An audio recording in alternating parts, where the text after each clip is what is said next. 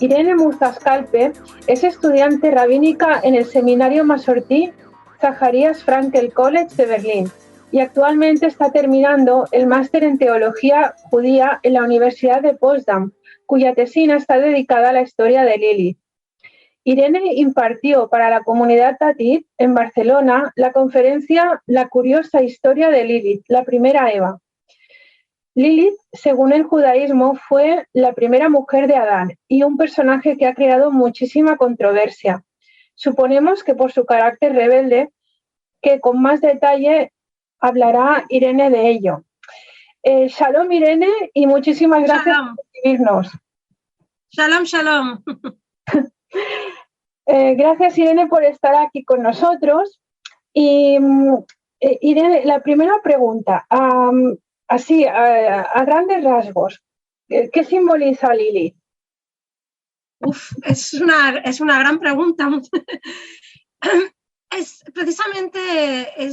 Me embarqué en estudiar lo que es Lilith, este personaje, y yo empecé a estudiarlo, tenía una idea muy clara de lo que era Lilith, y como suele ocurrir cuando estudias a nivel académico o cuando intentas profundizar cualquier tema, empiezas con una idea clara o crees que sabes de qué estás hablando y te das cuenta, nada más empezar a estudiar, que no sabes absolutamente nada.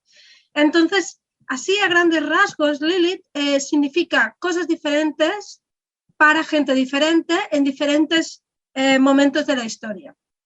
Entonces, lo que uno le viene a la cabeza inmediatamente en la tradición judía cuando hablamos de Lilith es hablar de esa demonio, infanticida en muchos casos, esa mujer que hace uso de su sexualidad para secuestrar el alma de los hombres que intentan estudiar y también te la imaginas como alguien muy peligroso. Y también hay otra versión que es verla como también, como tú misma has dicho al principio, ¿no? Como la primera mujer de Adán.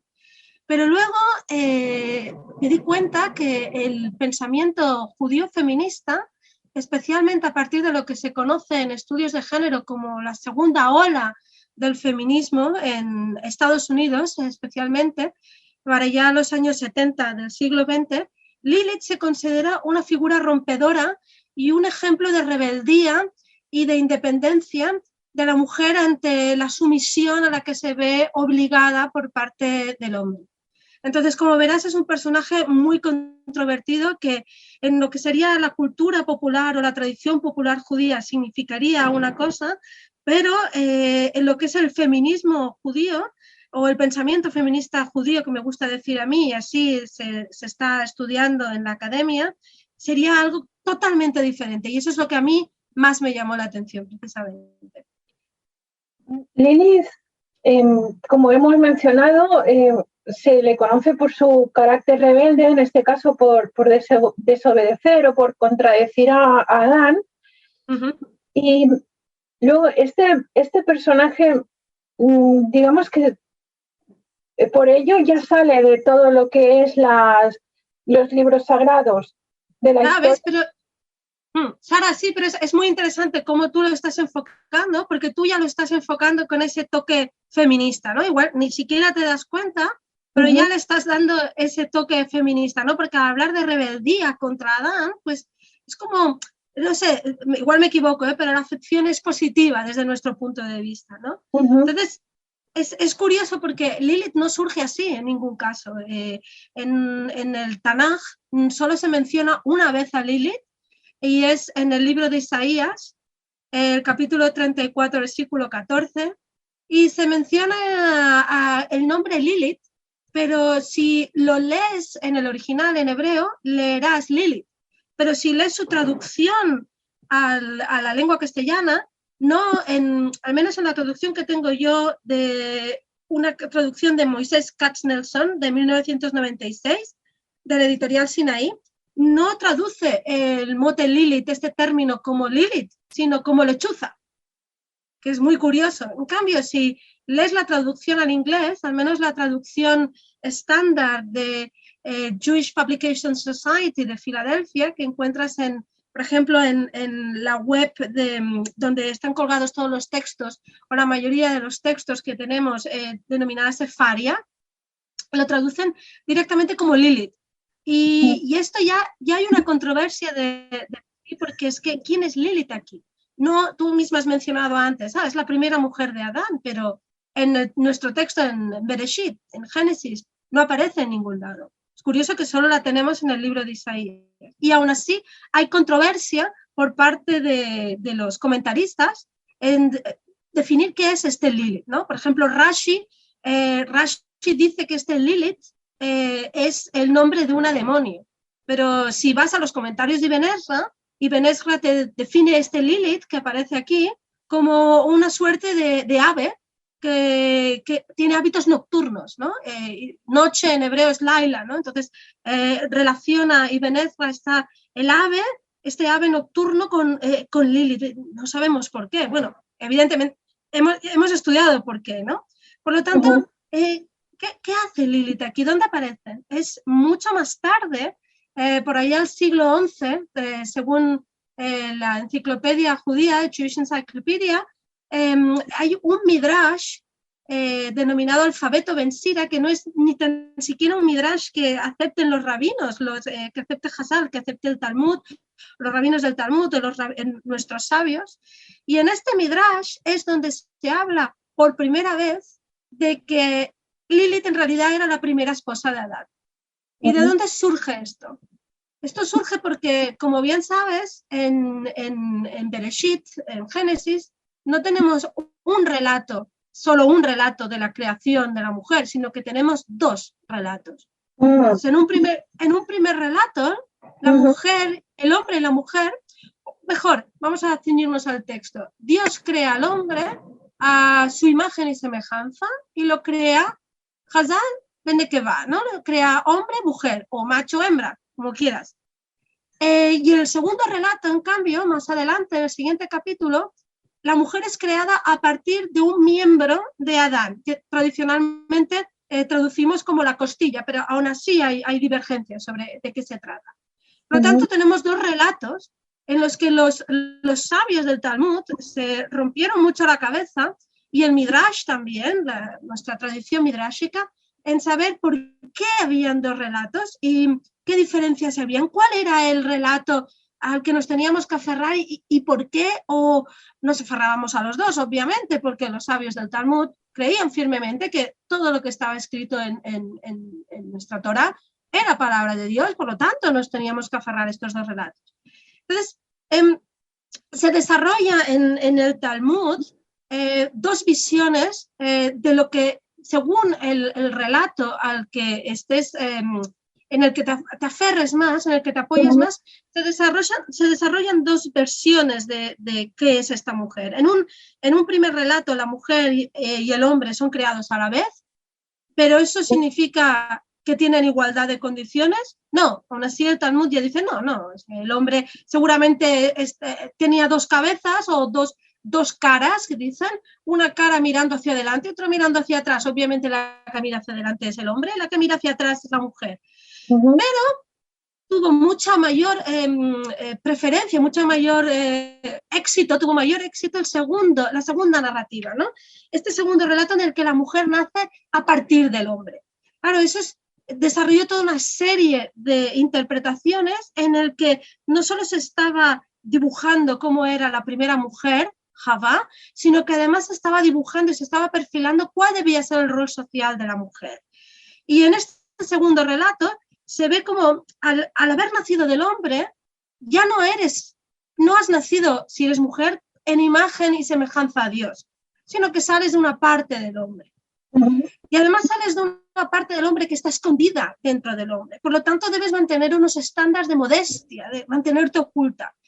Y muchas más cosas que aparecen en el Talmud y que se comenta en el Midrash también, ¿no? En Bereshit Rabbah también se comenta todo esto. Entonces, estas son las dos opciones que tenías.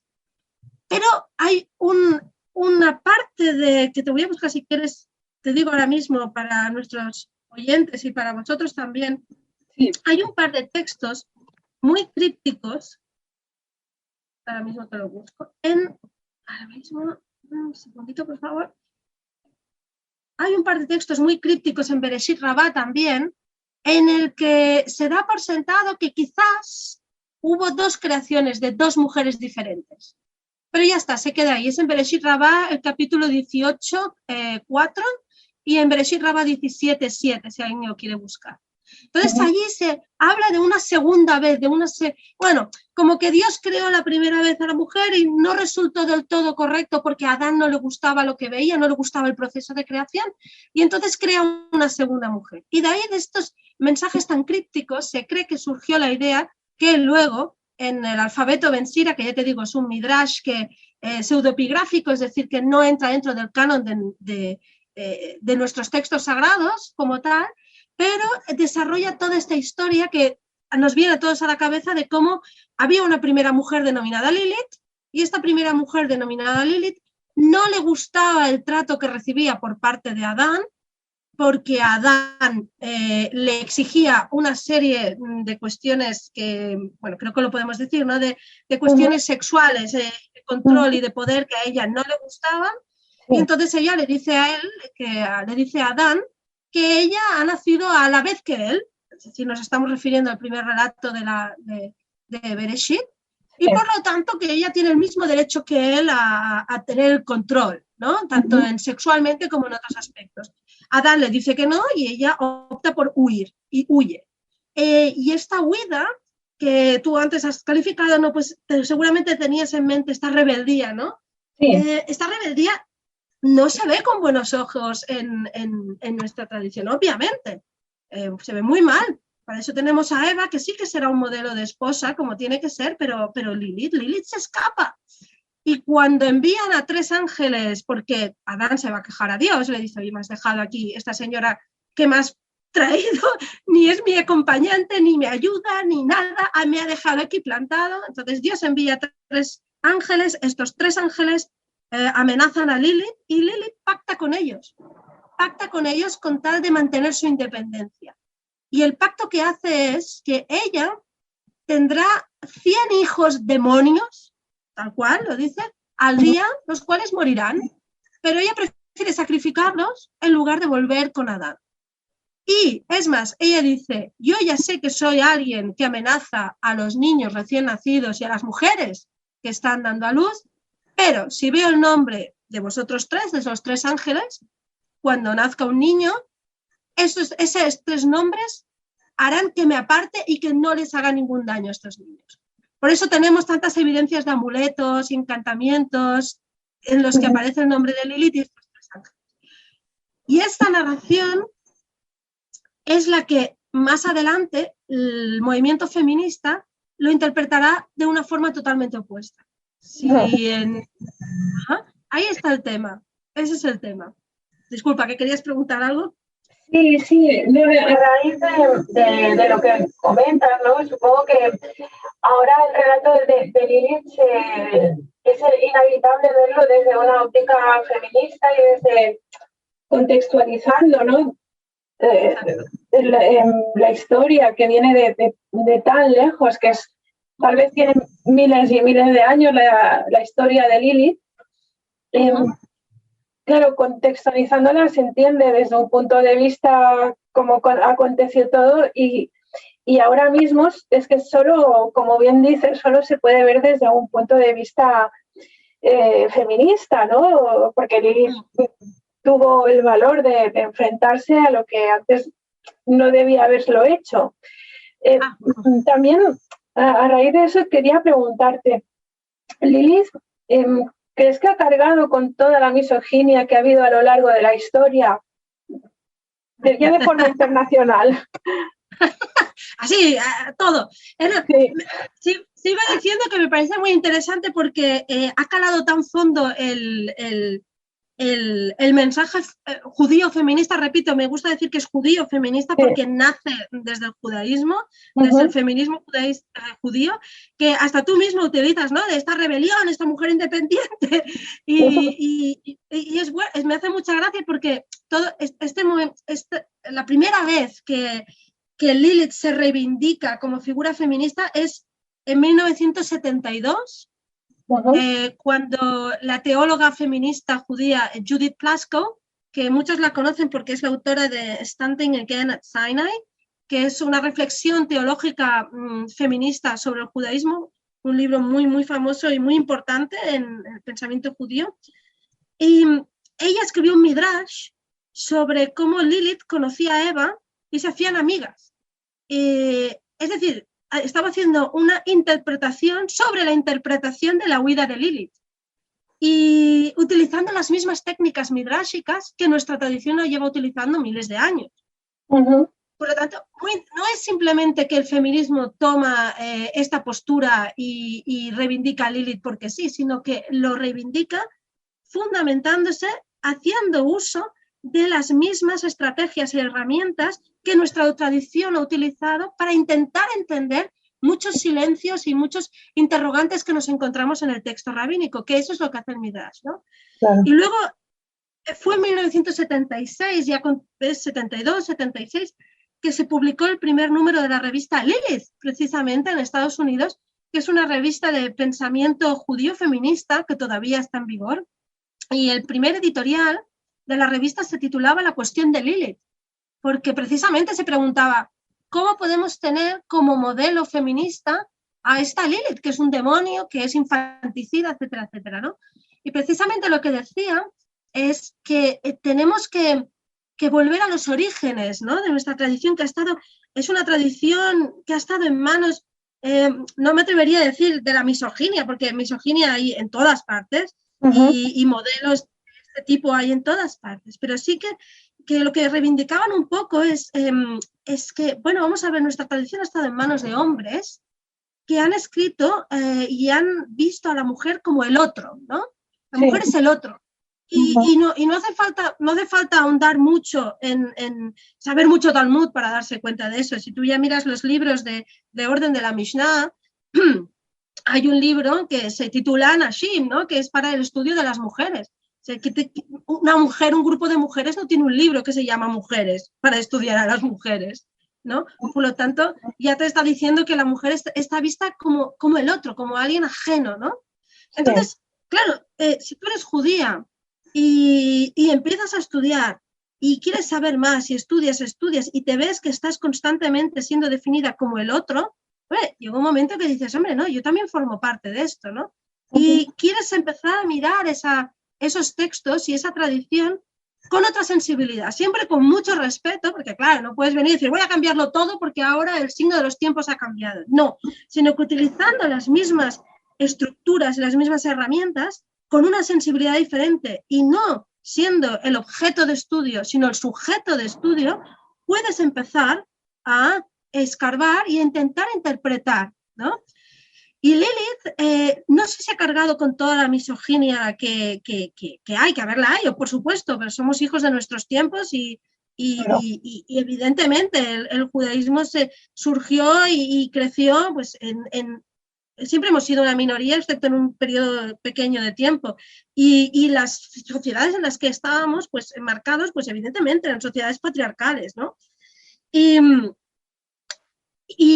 no sé si ha cargado con toda esa misoginia, pero desde luego que Lilith representa, es como la vasija o la persona en el sentido de personaje o representación, que ha cargado con mucha ansiedad, con una gran parte de, cuando digo ansiedad como ya patológico, ¿no?, de la ansiedad masculina, del miedo a la mujer fuerte, sexualmente reivindicativa de su sexualidad, ¿sabes?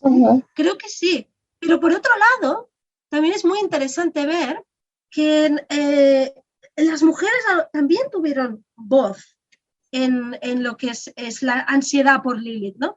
Y si tenemos escrito en nuestra literatura rabínica, cuando hablo de literatura rabínica, hablo de todo el corpus, desde la Mishnah hasta Talmud, Midrash y todos los comentaristas, toda esta literatura rabínica aparece muy poco Lilith, aparece simplemente como para hablar de deformidades del feto o bien aparece como la mujer tentadora que puede tentar a tener relaciones sexuales ilícitas por la noche a los estudiantes o a los hombres. De hecho, en el Talmud hay diversas ocasiones en las que se dice, por favor, no duermas solo en una casa porque puede venir Lilith. Pero a las mujeres que no dejaron constancia en esta literatura rabínica, sino en otros aspectos, como por ejemplo antes hablamos de los encantamientos en vasijas que se encuentran o en los amuletos, y en estos amuletos y estos encantamientos que se encargaban, y presumiblemente los encargaban mujeres porque tenían mucho miedo y mucha ansiedad en el momento del parto. Y había una leyenda que estaba allí, porque en los amuletos son prueba de ello, en el que se tenía miedo de que pudieras o bien morir en el parto, cosa que sucedía seguramente muy a menudo en tiempos antiguos, o que muriera tu hijo o tu hija en el parto. Entonces, había esta idea de que protegernos contra Lilith, que viene a matarnos o que se encarga de robar el alma o la vida de nuestros hijos o de las mujeres que están dando a luz. Por lo tanto, parece Lilith está allí, crea ansiedad tanto a los hombres y a lo que es el hombre, a la masculinidad, dijéramos, este tipo de masculinidad heterosexual, y por otro lado también a las mujeres, ¿no? Bueno, también es curioso y es tema de estudio también. Claro. Digamos que, bueno, podríamos decir que Lilith, esta historia también tal vez es una de las que mejor se ha adaptado con el paso de los tiempos. Quiero decir que, como tú bien indicas, tenía, no sé si llamarlo función, pero bueno, para que se pueda entender, de ser ejemplo de lo que tal vez no debía ser una mujer para los hombres y también para las mujeres, porque era temida, ¿no? Cuando las mujeres daban a luz, que Lilith no se llevara o no matara a sus bebés. Y hoy en día evoluciona y, como hemos hablado, tiene otro significado diferente, se la ve desde otra óptica. Es tal vez la historia que más ha fluctuado y más ha adaptado según los signos de los tiempos. Sí, ciertamente, efectivamente, tienes toda la razón, efectivamente es así. Es cierto que Lilith aparece como alguien que da mucho miedo y crea mucha ansiedad, tanto para unos como para otros, pero es curioso como hoy en día hemos adaptado esta historia, ¿no? Que te decía, del alfabeto Ben Sira, que es donde aparece la historia, la que te he contado de Los Ángeles, etcétera, etcétera, que se presentaba como modelo de lo mala y la maldad que representaba Lilith. De hecho, los cabalistas en el siglo XIII, más precisamente cabalistas castellanos, identificaron a Lilith junto a Samael, que Samael era el representante de los ángeles caídos y por lo tanto el representante del mal, y juntaron a la idea de Lilith con la idea de Samael y los crearon como si fuera una pareja impía, ¿no? Que en oposición a lo que sería Dios y la Shejinah, ¿no? Lo que sería todo lo que es virtuoso, pero a nivel divinidad. Y después el Zohar habla mucho de Lilith también, pero como encarnación de la maldad.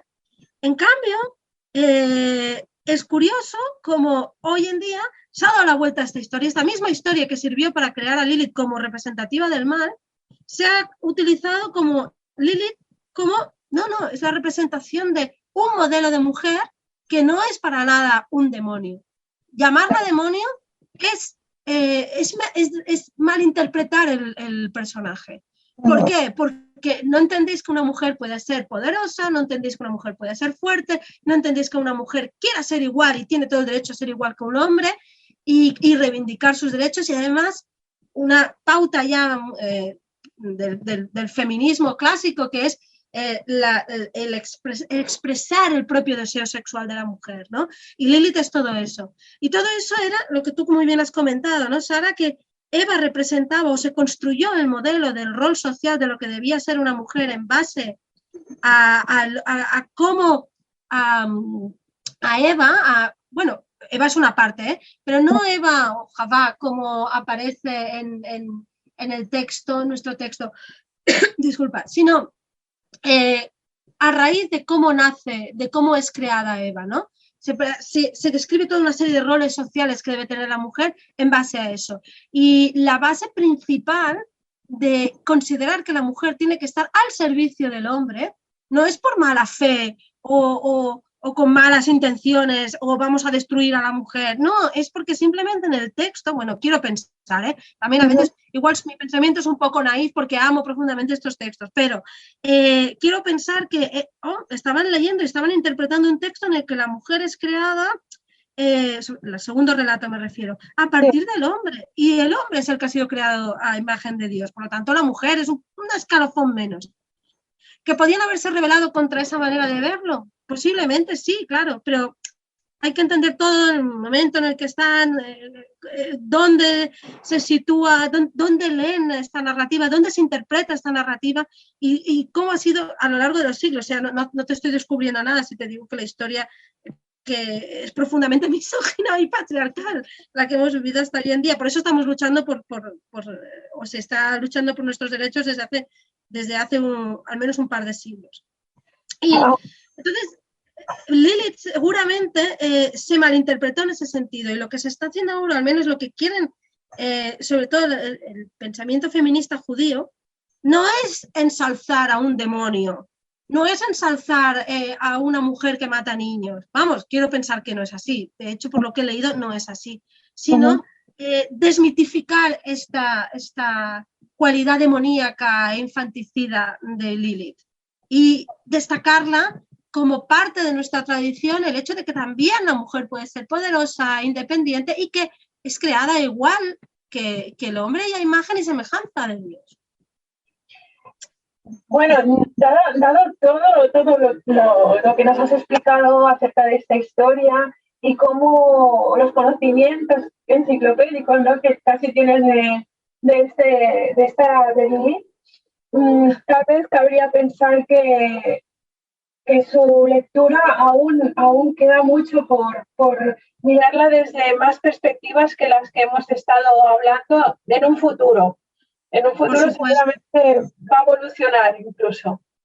Por supuesto, estoy convencida de ello porque cuanto más estudias nuestra tradición, más te das cuenta que es una constante interpretación y sobreinterpretación, siempre intentando entender qué es lo que se nos intenta decir para poder vivir la vida lo más justamente posible, siguiendo las mitzvot de la mejor manera. Y por eso hay tanto comentario sobre comentario sobre comentario, intentando entender. Y por qué no, hoy en día todavía hay comentarios y estas feministas, tanto hasta ahora feministas mujeres, pero quiero pensar que habrá feministas hombres también, seguro ahora mismo están trabajando en ello, que querrán ver, seguir interpretando con una nueva sensibilidad, siempre con respeto a nuestras tradiciones y siempre con respeto a cómo hacerlo, ¿no?, siguiendo nuestras pautas. Entonces siempre pongo un ejemplo que es, yo soy una gran admiradora del trabajo de Rabbi Adin Steinsaltz, Zichrono Lebraja, y de Rabbi Lord Jonathan Sacks, Zichrono Lebraja, y ellos son grandes sabios de nuestra época, y ellos han reinterpretado e interpretado, seguían interpretando nuestros textos. ¿Por qué no Judith Plasko, una teóloga feminista, también reinterpretando? Y otras tantas que siguen interpretando, ¿no? Y seguir reinterpretando e interpretando y creando este compendio enciclopédico para las generaciones futuras que vendrán. Ahí lo dejo. Pues te agradecemos muchísimo que nos hayas compartido tus conocimientos, que hayas compartido todos los puntos de vista que han habido sobre esta historia tan interesantes y tan enriquecedores. Te deseamos lo mejor, muchísima suerte y agradecerte una vez más haber estado con los oyentes de Radio Sefarat.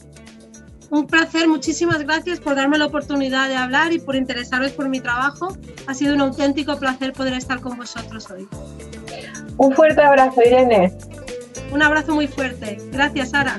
Gracias.